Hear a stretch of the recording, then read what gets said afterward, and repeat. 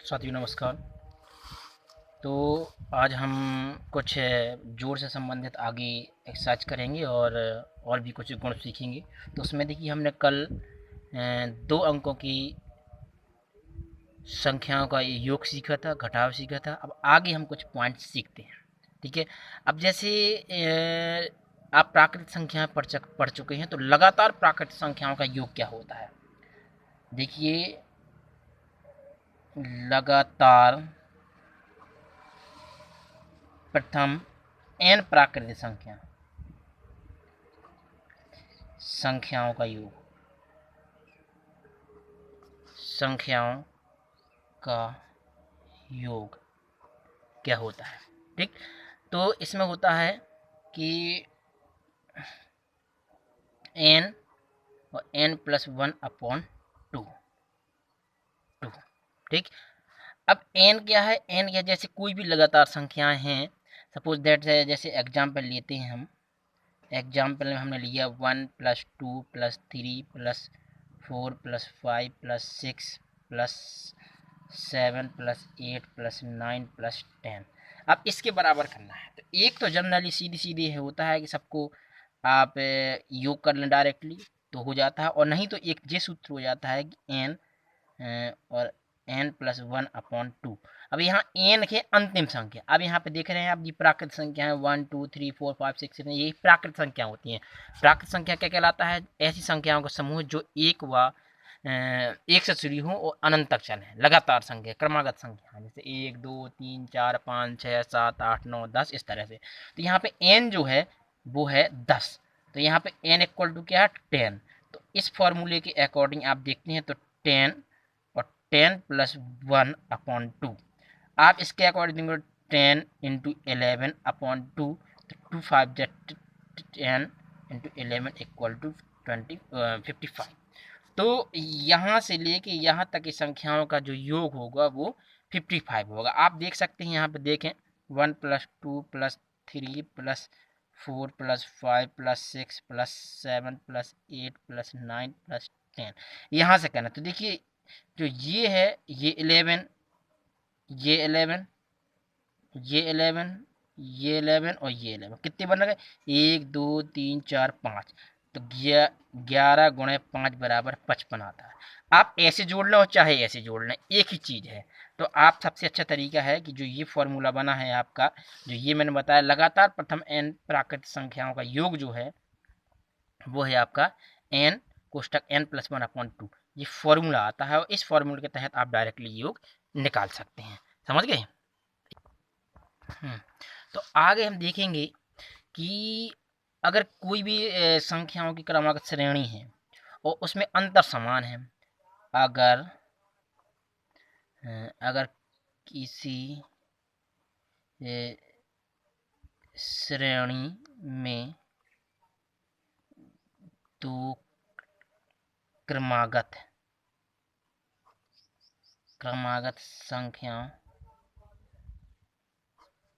संख्याओं का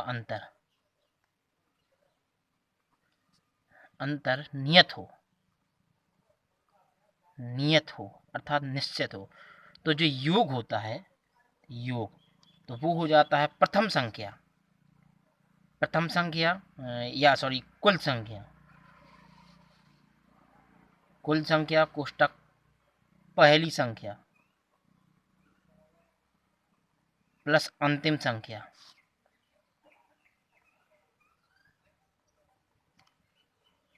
बटे 2। सपोज दैट जैसे ये है आपका कोई भी संख्या जी है, जैसे आप देख रहे हैं कि 2+5+8+11 और प्लस कितने कितने का अंतर है, 3 का 14।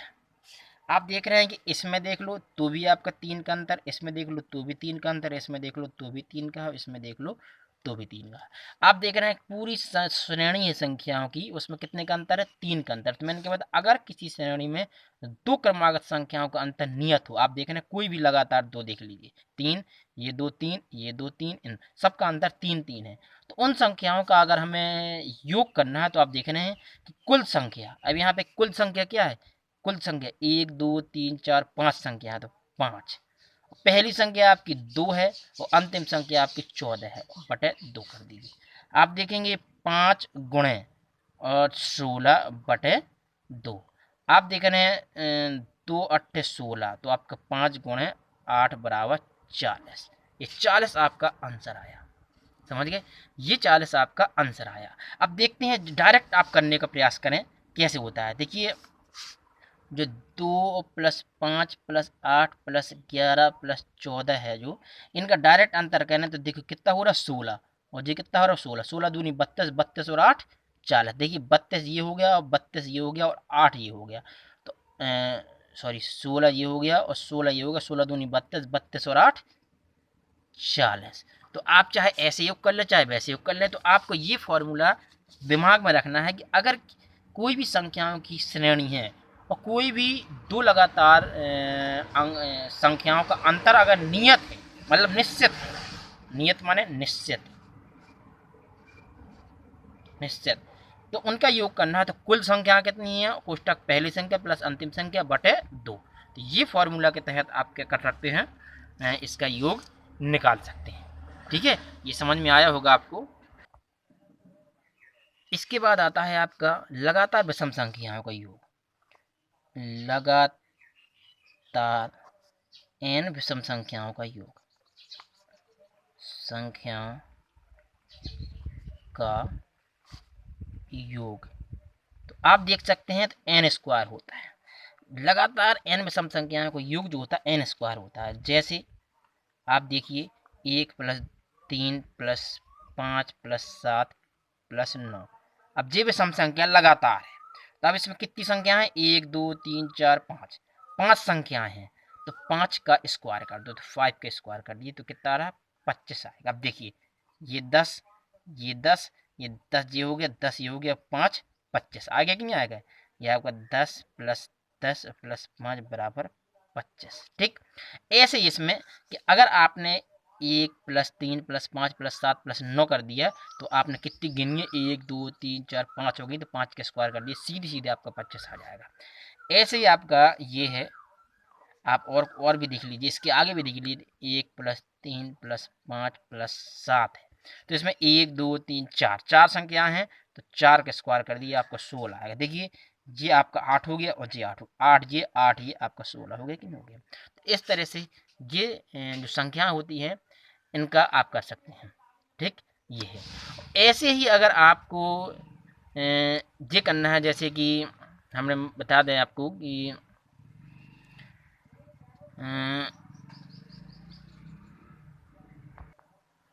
तो आपने ये कुछ गुण सीखे हैं और उसके संबंधित आप क्या है कि इनको आप अपने घर में प्रैक्टिस करेंगे, और जो हम लोग वर्क दे रहे हैं इसी के आधार पर आप ये करते चले जाएंगे।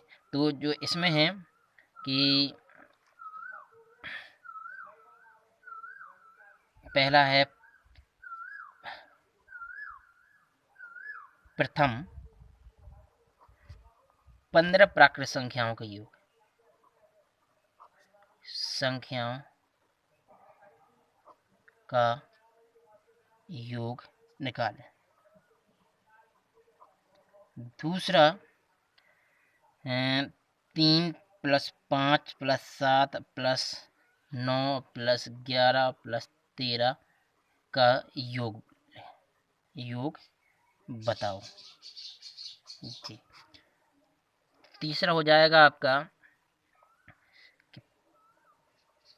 प्रथम 10 विषम संख्याओं का योग, संख्याओं का योग निकालें। ठीक, और जो चौथा होगा वो होगा कि